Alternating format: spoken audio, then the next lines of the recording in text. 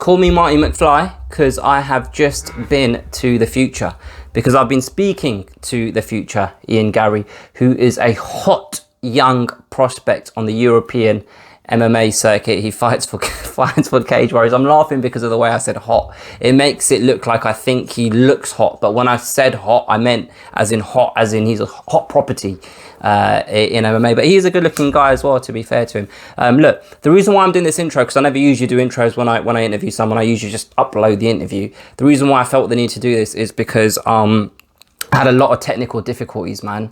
To start with, the screen went blank, and you guys have probably seen that happen before. And I'm not going to lie to you, man. Look, this is the setup. This is what I do. I put on a long kind of mix on YouTube and do it full screen, so that screen doesn't go blank, but I forgot to press play over there, which is why that screen went blanked.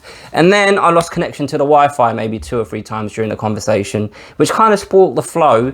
But Ian was very patient and understanding, so thank you very much, Ian. I really, really appreciate it. I think you guys are going to enjoy this one. He's a funny guy. It was very easy to talk to Ian, and he was just felt like a very honest geezer who's got kind of big ambitions in the sport. He's, like I say, he's fighting this Friday the 19th of March on Cage Warriors. You can catch that on UFC Fight Pass. He's part of a welterweight tournament, and this is a semi-final fight, and his opponent is a guy called Rostam Akman, who's also fought in the UFC. He's had a couple of fights in the UFC, so definitely tune into the fight as well. And here's the interview. Have a watch.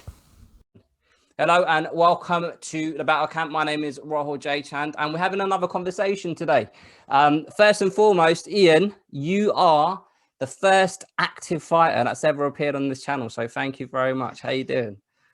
I'm good, man. How are you? I'm very well. So look, Ian Garry fights for Cage Warriors, or in the Cage Warriors organization. Big fight next week on Friday. How are you feeling about things? Good, man. Yeah, I'm always looking forward. I mean, all the hard sparring and all hard work is done. So now it's about letting the body just chill out and kind of winding down and get ready to fight. So now is my time where I get to just like chill out and relax and just let the body heal, like not heal up, but kind of just re-energize itself and get ready to go. And I absolutely love this week because it's when I just sit down and think of how the fight's going to go and what's going to happen and how I'm going to win. So I'm great. I'm really, really good. I'm looking forward to the fight. I'm always looking forward to fighting. It's what I love to do. Do you know what I mean? Yeah. So I am excited as always. I suppose, I mean, I've never had a fight, but the only thing I can equate this to is when you've done your homework, like 3 or 4 days early, you can chill out and you know that, all right, I got to hand it on Wednesday, but I've already done it, so I can relax a little bit. Do you know what I mean? I say this to people a lot of the time, and it's a very kind of easy way for people to understand the excitement of like a fight.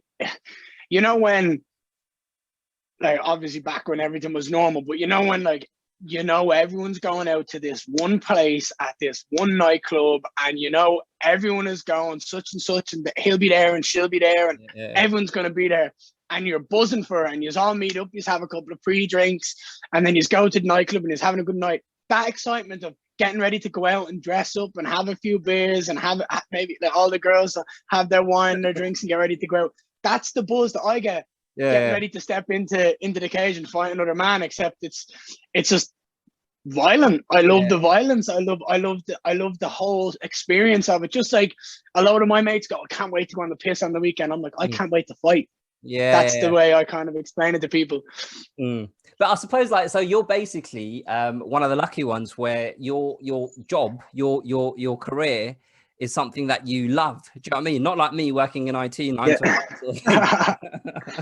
Hey, look, if you love it, you love it. But I am very lucky. I from a young age, I've always trusted myself and my decision making, and I've never really wanted anyone to have a say in my life. Or even though people try, like my mom and dad will always try push me in the right direction, and like my friends and family will always help me. It's like, I just want to do me, and I just want to have a good time. And if I want to do something, I'm going to do it. I don't care if everyone says like you shouldn't do that or that's not a great idea. It's like, just let me do it. Let me do it and see what happens. So I'm very lucky that obviously I am as good as I am, and I can go on and become a UFC fighter and potentially a UFC champion in the coming in the near future. Like, and all I've got to do between now and then is work my ass off and do exactly what I'm doing and progress. And you know, you're sitting here and you're going, like, I know how good I can potentially be. All I've got to do is go injury free, touch wood, and just get to the top, because I am better than everyone, and I do this better than everybody. I talk better. I look better than everyone. Like, you know what I mean? I'm a pretty boy.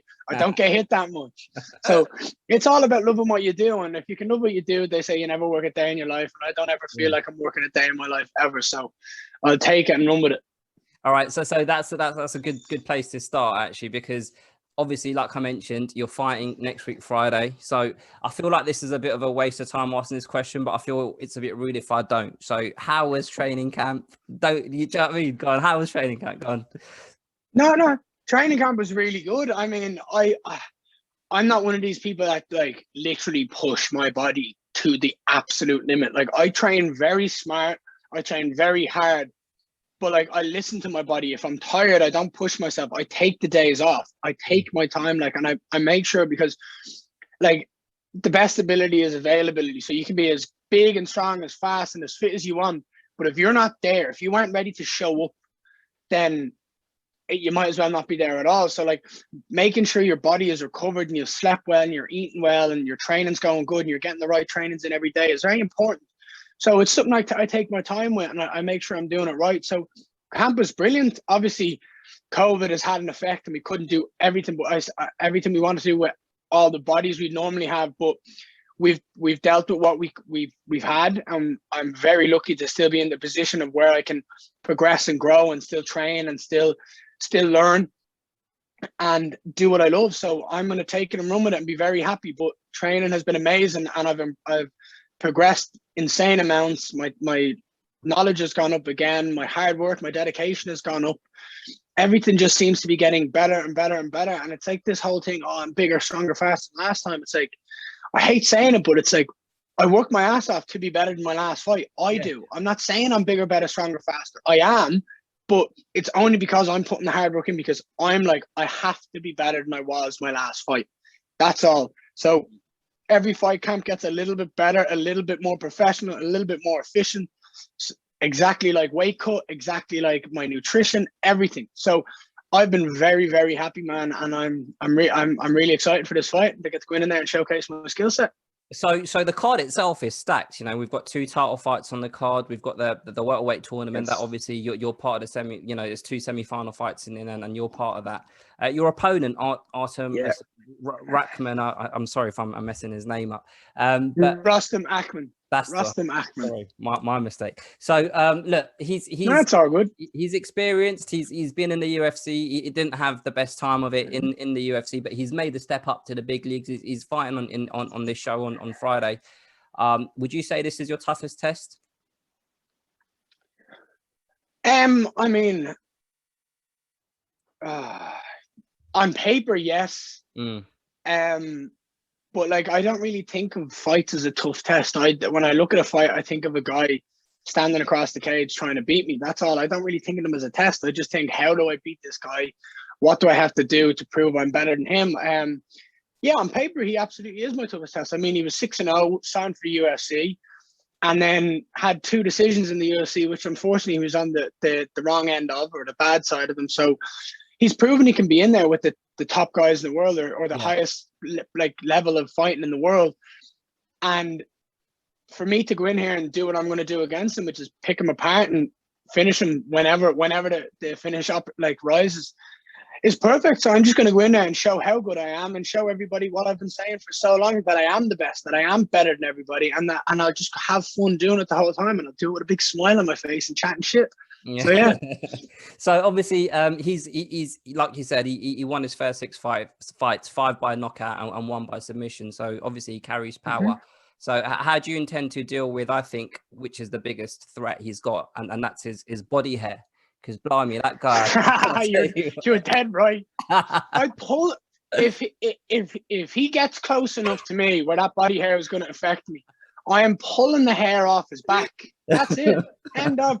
don't come into me with that much hair and expect me not to pull it. Do you know what I mean? There's no way I'm not going to do it. And I'm going to whisper in his ear going, oh, actually, like that. Oh. Look, come here. I'm not mad about it. I don't like the look, but that's the person he is. Maybe he tried to shave it all off and just grew back quick. I don't know what his body's like. I'm not going to sit here and talk about it. It's his body. He can choose what he does. But I tell you what, if it does go to grappling, I'm absolutely calling time if I get that a mouthful of that in my oh, mate. with the sweat on there. Just that gagging. It's like, no, but honestly, he's a really good fighter. He's really solid. He's proven that he's good everywhere. I don't feel like he's great anywhere. So basically, let's see what his plan is, and then let's beat him at whatever he wants to try to do. Because I'll beat him anywhere he wants to go. If he wants to stay on the feet, I'll beat him on the feet. If he wants to try and engage in grappling, great. I'll engage in the grappling and I'll smash him up. Look, he's durable, and that's probably his best quality. But being durable against me isn't very good. I've cardio for days, and I will sit there and happily punch the face off if you try to walk me down. So yeah, let's see what happens. Do you know what I mean? He's going to try to come in and do his game plan. Yeah, I highly doubt it's going to work, because I'm just going to beat him and I'm going to adapt and smash him. But look, let's see what he tries to do. My screen, yeah. So every time I interview someone, my screen just goes, and it's really annoying. But let's just crack on anyway. You should put me in the background, link it up to me, so I can just sit here and see myself, see how good looking I am. Yeah, you know, I'll show you the tricks of the trade. This is my work laptop that I've got that's hooked up to this. You know what I mean? So it's obviously got to sleep. But yeah, that's all good. So all right. So actually, I wanted to talk about something that you mentioned earlier on in the conversation. You mentioned that you feel like you're bigger, faster, stronger, right? And all fighters say this as they progress and improve their technique, etc. But do you have actual kind of data do you use data to back that up? Do you have markers to kind of to analyze yourself against almost? Yeah, a lot of the time. So yeah, you can tell by, for me, a lot of it is eye test. So I can sit down and look at myself in the morning before I go and weigh myself, and I can guess just by looking at me what rough weight I am. A lot of fighters will be able to do this because they know their body's better than anybody. That's just the way it is. But I've put on a lot of muscle since my last fight. I've spent a lot of time with my strength and conditioning coach, John Carroll, and I've been lifting a lot of weights. I've been pushing myself in the kind of strength and conditioning side of this over kind of Christmas and the New Year. And I've also invested a lot of time in working on my striking and and it's mad. It's like I've been pushing myself so hard in those two areas. Strength and conditioning, I've been working on my diet more than ever, and I've been working on my striking so much to just improve the basics and get better. And it's mad. I've been spending so much time on them. My grappling has probably improved the most. It's crazy. It's ridiculous. So like across the board, I know I'm better. I know. I don't need to sit here and tell everyone. Everyone will see eventually. Yeah. And that's why I kind of hate when people are like, I am bigger, stronger, faster. But like, it's hard to not talk about it when I'm visibly seeing results. I'm seeing what I'm training, what I'm working for. But yeah, hey, look, on March 19th, I'll stand in that cage. You'll see I'm bigger. You'll see I'm stronger. You'll see I'm faster, and you'll see I'm fitter, and then you'll understand everything I'm saying. So I won't just be sitting here talking shit and going, oh well, look, every fighter says that. They do, and do you know what? Fair play to them. But I'm not going to talk about it anymore. Just let's get into the fight and let the hard work show people what I've been doing, and let's reap the rewards in that cage. Let's talk more action, innit? That's basically. Yeah, let's do it. Let's get in. So just kind of touching on just what you mentioned just now. So when you said your grappling's improved the most, do you attribute that to just being physically stronger, or just practice over the last few months? Like, what is it that's pushed your game in the right direction? Yeah, I don't know. See, I have been working a lot. I've invested a lot of time in my striking and just trying to make it more crisp, because that is obviously where I win most of my fights. I beat people in striking, so why not make something that's already great better? That's the way I'm looking at it. And my grappling has always been progressing so fast, but lately it's just been my understanding. I don't know, there's always this kind of click in a fight camp, and my grappling is just clicking. It's just, I'm seeing more gaps, more holes, and it's kind of my whole entire understanding of it is just it's improved, and that's basically it. So my striking has gotten better due to me putting in countless hours into striking, week in, week out. My strength and conditioning, again, the same thing, working my fucking ass off to get bigger, stronger, and fitter. And then just the grappling has been, I'm just seeing the holes. I'm just seeing the gaps. I'm seeing the places where I can take advantage of. I'm playing new styles, new techniques, and I'm having a lot of success with them. So I'm always confident, but for some reason I'm just so confident everywhere now that it's just like, I just want to get the fight done. It's like I'm always excited, but now I'm just like, can we just get the fight done? I know what's going to happen. I'm going to win. Can we move on? Let me get the belt, and let's see where we go from there. So it's a nice process to be in, and a nice thought. Like, it's a nice place to be in, and mentally knowing that like nothing is going to happen in this fight, and I'm just going to come out with a win. So because I obviously I've been doing my research on you and whatnot, and you were calling for a title shot a while back, and then they announced this kind of tournament. Yeah. So how did that make you feel? Did you think that I've got to do another 2 foot? Like, just talk to me about that process, really. Yeah. So look, I understand Cage Warriors are a promotion that like to take in fighters like myself and build them up slowly and get them to the point that when they're ready to sign to the UFC, they're well able to go in there and compete against anyone in the UFC. And I respect that, and I appreciate it. And that's why I signed to Cage Warriors 2 years ago, right? It's why I wanted to sign for them. It's because I knew what they did. I knew their model is clearly mapped out. You fight, you improve, your opponent gets better and better slightly every time. You get different challenges. And eventually, if you keep winning, you'll get to a place where we can put you into the UFC. It's the gateway to the UFC for anyone in Europe, right? I understand that. I'm very happy with it, and that's why I made the decisions I did 2 years ago. Now I'm at a point in my career where I'm like, I'm better than everyone. I've proven myself. After my fight in December, I was saying, look, I need a fight. I need a title fight. I'm 5 fights. I haven't been tested. Like everyone that I've fought, I've made a show of. I've beat with ease. I've done it easily. It's just it's not a test. And it's like, I need to have someone who's better than this. I need to fight someone better so I can prove to everyone how good I am, and not just be like, oh, well, that guy wasn't good enough. I know they're not good enough anyway. You can put a guy in there who's a top 10 in Europe or a top 10 in the world, and I'll beat him. I'll find a way to beat him, and I'll show everyone how good I am. And I feel like it's really annoying because this whole title tournament is really just a way for the other guys to get wins. I'm 5-0. I've the longest win streak in Cage Warriors.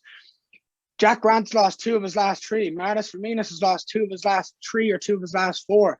Rostam Akman is 0-2 in his last 2 fights. Aaron Khalid lost his last fight. Had he won that, it would have been me and him for the belt. Diamani beat Aaron Khalid, and he went off and fought in a different promotion. So they have no one else that can fight me right now. So this whole tournament is designed to get all these other guys that are around me a win, and I have no problem with that. If Cagers want to slow me down and put on a tournament so that the fans enjoy it, great. I'm going to run through anyone that's put in front of me, and I'm going to win my belt. It's my belt. The fact that they're making this tournament is so that everyone has a win going into the final. Great. I'm still going to scalp anyone in my way, and I'm going to prove that I'm the best welterweight in Europe. And I'm going to sign for the UFC at the end of this year, and I'm going to go into the UFC, and I'm going to do exactly what I'm doing in Cage Warriors, and that's just wiping the floor with people and making it look easy. Yeah, that's some fighting words right there, and you're getting me hyped up. Yes, man. That's what I like to hear. I'll tell you what, actually, here's a question. So, look, obviously, UFC, we know that's the gold standard, but there is Bellator. There's other options out there, and there are fighters that have gone from Cage Warriors to Bellator. There aren't. There's no other options. Okay, fine. All right. UFC, and that's it, man. Okay. All right. UFC, and that's it. That's my only option. And I we don't even need to see it. You don't even I know where the question's going. Yeah. We don't need to go there. It's UFC or nothing for me. Mm-hmm. I want to be the best fighter in the world. I don't want to be a good fighter. I want to be one of the best. I want to sit here in 10 years, and I want to be 33 years of age, potentially fighting still, potentially retired. And I want to sit there and have my name. You're never going to be guaranteed the best fighter in the world because everyone has their own opinions and everyone likes different styles, right? Mm-hmm. People will say Khabib is the best. People will say Anderson Silva is the best. I say John Jones is the best. Do you know what I mean? There's all these different fight styles and weight divisions that everyone is going to argue about, right? I just want to put myself in that conversation with the John Jones, the GSP, Khabib, the Demetrius Johnsons. if I'm in that argument, then I've done my job right. And I'm sorry, but I will not be in that argument in any other promotion in the world. Okay. And that's why I want to be in the UFC, and that's why I want to make my legacy there. I'm sorry, but there is no, I'm not wrong in that. There is no other platform in the world that anyone turns around and goes, he's the best fighter in the world. Anyone who's the pound for pound best ever in MMA is in the UFC. No, you're talking absolute sense, because even when there's a fighter that's on an absolute roll in another organization, the first question is, how would he do, or how would she do in the UFC? That's the barometer 100% of greatness in the sport. And we're looking at it from the point of view of Diego Lima, or Douglas Lima. Sorry, yeah. Douglas Lima, not Diego. This is his brother. Yeah. Douglas Lima is one of the best welterweights in the world. He is. He's very, very talented. But he's not fighting the guys that are in the UFC, and he's not fighting that elite level competition. Like, yes, he's beaten Roy McDonald's. Yes.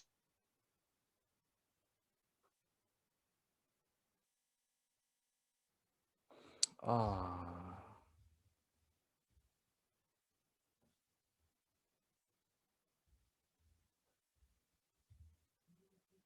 Is in the UFC. Sorry, man. Can you hear me? Yeah, I can hear you. It's just gone there for a second. Yeah. So sorry, I lost connection. Sorry. So you're talking about Lima and the fact that he's obviously he's a talented fighter, but he hasn't had the opportunity to prove himself with the elite of the sport, basically. Exactly. So like, Lima is amazing. He's a great fighter, and he's fighting some great competition in the likes of Michael Venom Page, in the likes of Roy McDonald.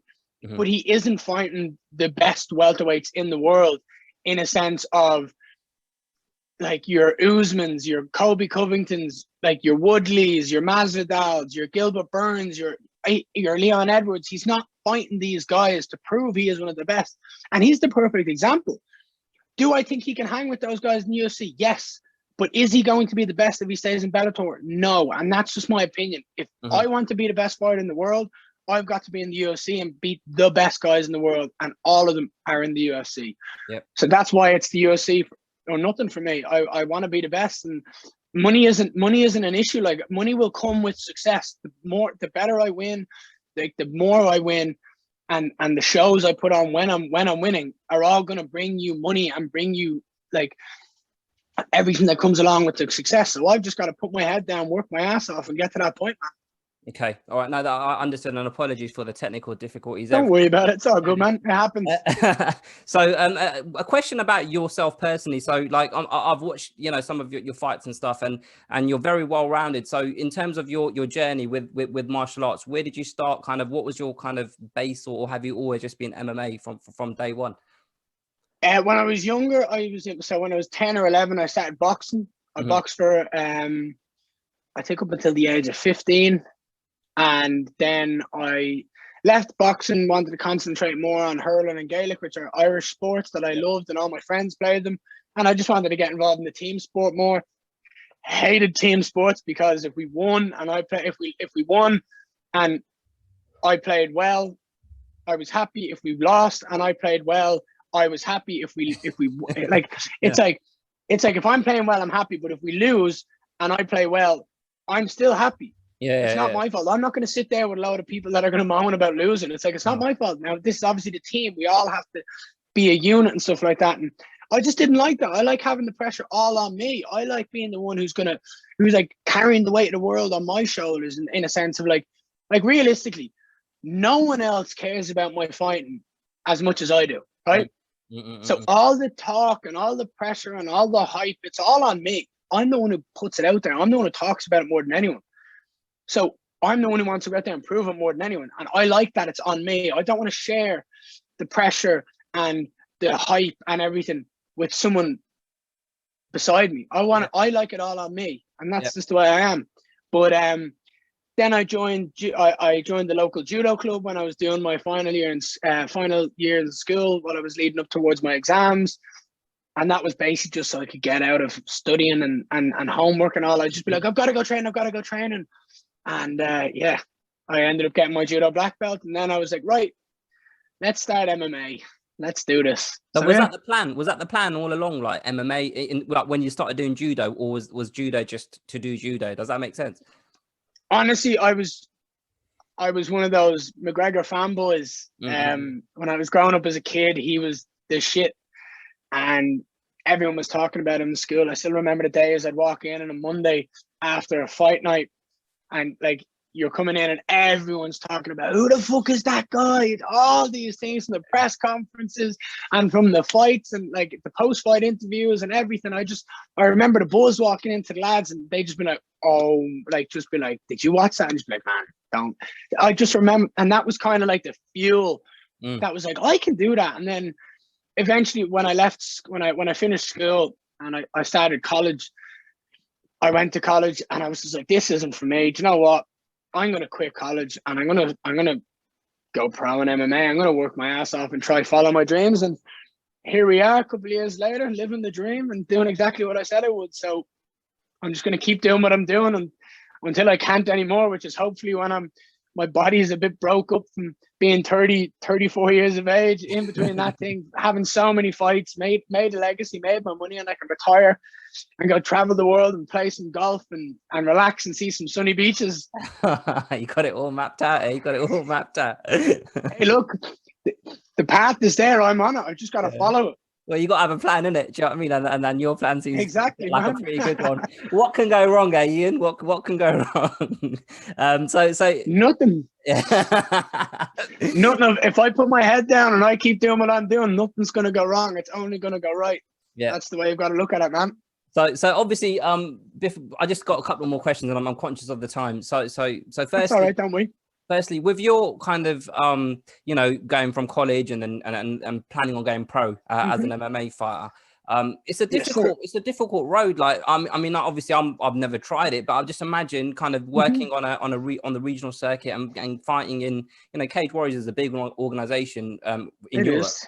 But like in terms of making that move and trying to earn money at the same time and training and all of that kind of just everything outside of just the sport that you have to do to make ends meet. Like what has that been like for you? I mean, I'm conscious you're relatively young, but do you know what I mean? Yeah. So when I was in college, I left college when I was 19. Mm-hmm. No, I didn't. Yeah, I did. I left college when I was 19. And when I left college, I rang my uncle who owns a contract cleaning company. So they clean windows, they clean gutters and stuff like that. And they do a lot, they loads of big jobs around Dublin. And I rang him up and I was like, what's the story, David? Come here. I want to quit. I'm quitting college. I've signed the papers. Any chance you have a job? And he was like, yeah, sure. Like if you want a job, I was like, look, I want to work full time. I want to train. So basically, I got a job with him. He looked after me and has still looked after me to this very day. Mm-hmm. And he basically gave me the full-time job straight away. And I went into work that Monday with him and I was working 6 to 6 or 6:30 in the morning to 2 or half 2 in the afternoon. I'd go home, I'd have a nap, and then I'd train for 2, 3, 4 hours at night, whatever I could. And I just kept doing that every single day. And I was loving my life. I was making a lot of money for a 19-year-old. Yeah. I was enjoying life and I was enjoying training. And then eventually I just said to him, do you know what, Dave? I appreciate everything you've done for me, but I'm going to take a step back from work. I want to go follow my dreams. And he's supported me all the way up until now. Like he's helped me out. And I'm very lucky to be in that position where I have 2 family companies on both sides of the family that have backed me since day one, that have always helped me and given me whatever money possible to follow my dreams. And I'm just very, very fortunate and I'm grateful to be in this position. So I have to give them. So the 2 companies are Michael Garry Limited and Embassy Cleaning. And without them, I probably wouldn't be where I am, because they gave me the opportunity to work less and train more. And I'm just, I can never sit here and say like I wouldn't be here without the people around me. I mean, I probably would, because I'd find a way, but they have absolutely made the dream and the life a lot easier. No, I appreciate that. And also they probably look at you and you're young, you get your head screwed on and they can see the hard work. Do you know what I mean? It's not like you're sitting at home playing PlayStation and saying, I'm going to be a professional FIFA player. Do you know what I mean? Yeah, 100%. Oh, here, come here, look. It comes at a price. Like my uncle still tells me he wants a Bentley. So like, I mean, I mean, it's fair enough. I mean, it's like you gotta give and you gotta get back. So it's like he's giving now, and then one day he's gonna expect me to give. So he always jokes about. He's like, "Oh, my Bentley's one step closer to the Bentley." I'm like, "Would you fuck off?" Get on Amazon and get one of them toy Bentleys. I'll buy him with this. Here you go. But yeah, no, I'm very fortunate to be where I am, and look, they obviously see that I'm a hard worker and I am pushing myself, and like I am working my ass off to be where I am. It's not like I am sitting here eating a load of shite, playing the PlayStation until 4 o'clock in the morning. I'm sitting down, I'm planning my days out, and I'm working my ass off. And look, I'm going to keep doing that all the way up until I'm ready to retire from the sport. So look, I'm just going to quickly wrap up because obviously I know you're a busy man. It's fight week and stuff like that. So just give us a. Ooh, where am I gone? Oh, I think you've turned your camera. Sorry. Sorry, something just swiped up. That's right, for 5 minutes. So just the first thing I want to ask you is, you mentioned UFC by the end of the year. So yes, sure. So the question that I've got is, when you get into the UFC, you want to make sure that you're there to stay. You don't want to, kind of be one of these guys that have. Can you hear me? Can you see me? Hello. Here we go again.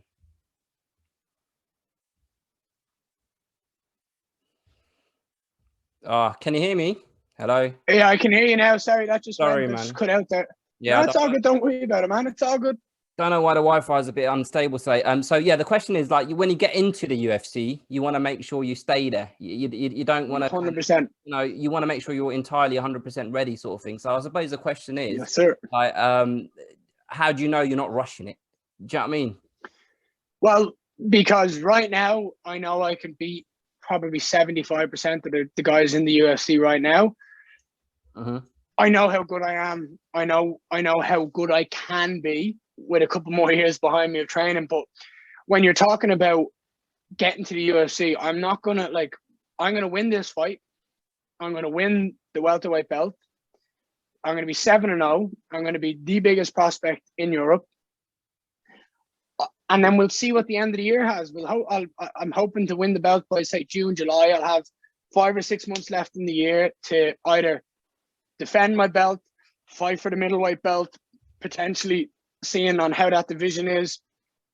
And then if the UFC come calling, but I'm not going to be jumping in on short notice for the UFC. I'm not going to be a last minute replacement.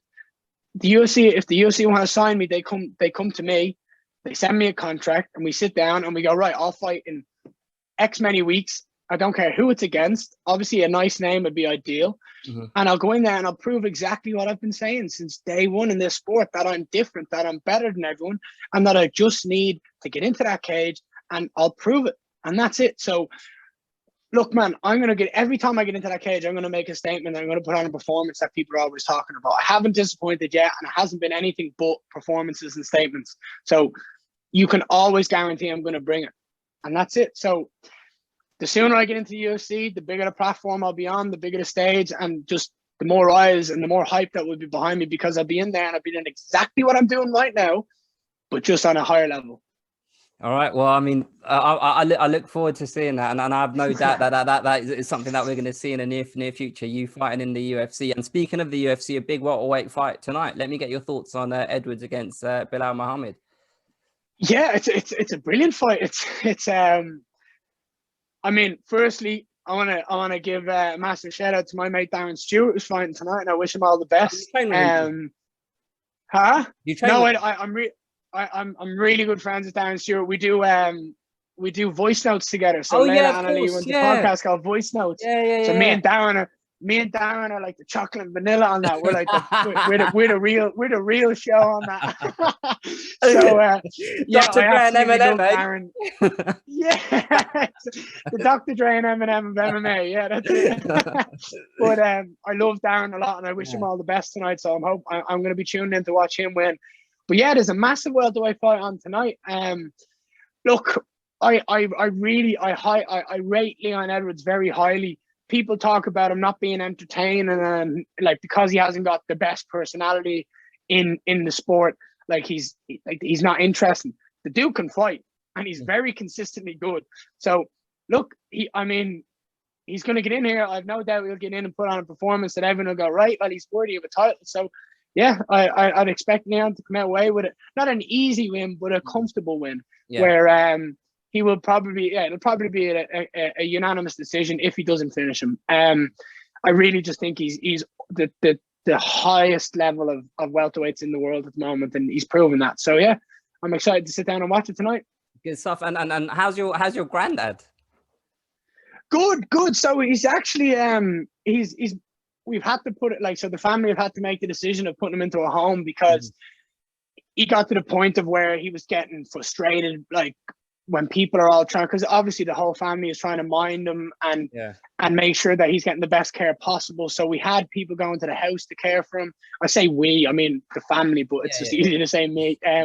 So like we had like people going to the house, and it was just getting a bit stressful for my nana as well. And like he's losing, like obviously he's actually losing his mind, as in the sense of he doesn't know how to go to the toilet and stuff like that. And I know it's hard to talk about, but I'm sure there's like, for anyone who's watching, I'm sure they can relate in some way, shape, or form to like a nana or a friend's like nana or granddad that have been in this, because dementia is so huge in the world that it's affected probably every family in the world. Yeah. So yeah, we put him, like the family made the decision to get him into a home because it's what's best for him. It's a decision that's best for him, so that he can get the best care for himself, that he can have people who know how to look after him and know how to manage kind of his little, like, because he obviously is still losing his mind and he doesn't know what's going on, and they can kind of just control him and be like, look, here we go, let's get you some food, just look after him in the best way possible, and not be going from my house to my auntie's house to my uncle's house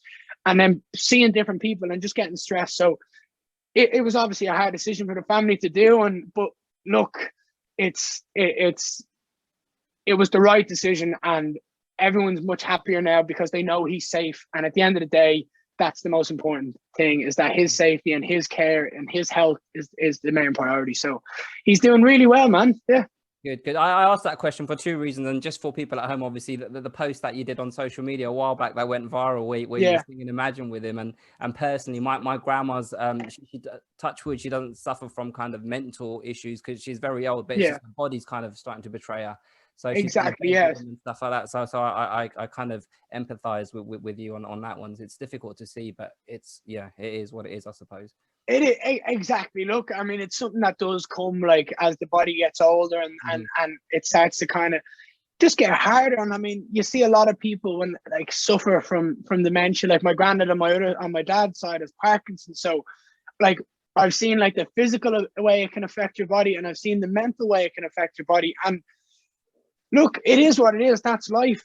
But you've just got to make the most of the time you have with your loved ones. And everyone's decision, that it was a hard decision for my family, obviously, to put my granddad into a home, but it's for his health, for his mental well-being, that he has people who can look after him better than the family can. Because while everyone in the family was a little bit against it, it's like, look, they couldn't give him the care and the help he needed. The people in the home, it's their job to understand how to and to look after them. So it's a hard thing to do. And I've seen your granddad or your mom or dad or a loved one have to be put into a home. But look, it's life, as we said. And look, it's going to move forward regardless of whether we're here or not. So we've just got to enjoy the time we have on this planet and make the most of it.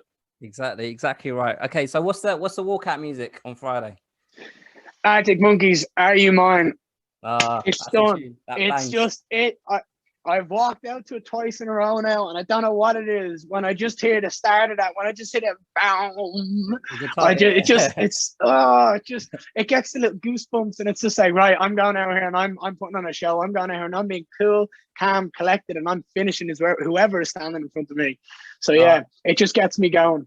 Well, look, I've recently been a subscribed to Fight Pass, so I will definitely be watching you in action next week. And before we end the interview, is there anything that you want to shout out? Any sponsors you want to talk about? Anything like that? Well, my ambassadorial role is here. I play Safe App. Yeah, they've backed me for this fight and they're absolutely amazing. They're the future of sexual health technology. Oh, is that what it is? And yeah. Oh, yes, sir. Yes, sir. If you don't know what I Play Safe app is, go have a look. They're the future of sexual health technology, right?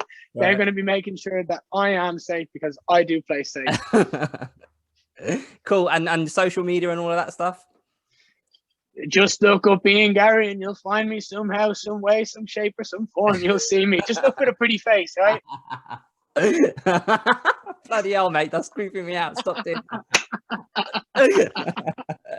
All right, look, thank you very much for joining us, guys. This is the Battle Camp. Like, subscribe, share, all of that good stuff. Ian, best of luck on Friday night, and don't be a stranger. I'd love to have you back. That was a really fun conversation. Thanks for your time. Mate, it'll be a pleasure to come back. Thank you for taking the time out to interview me. And hey, look, stay safe in this mad time. And look, enjoy the fight on Friday, and I'll show you exactly what I was talking about, right? Good stuff, man. I don't doubt you. After that, I'm convinced I'm a believer, mate. Good. Choo choo. Get on the hype train. Let's go. All right. Thanks for watching, guys. Cheers. Bye. Bye. Appreciate it.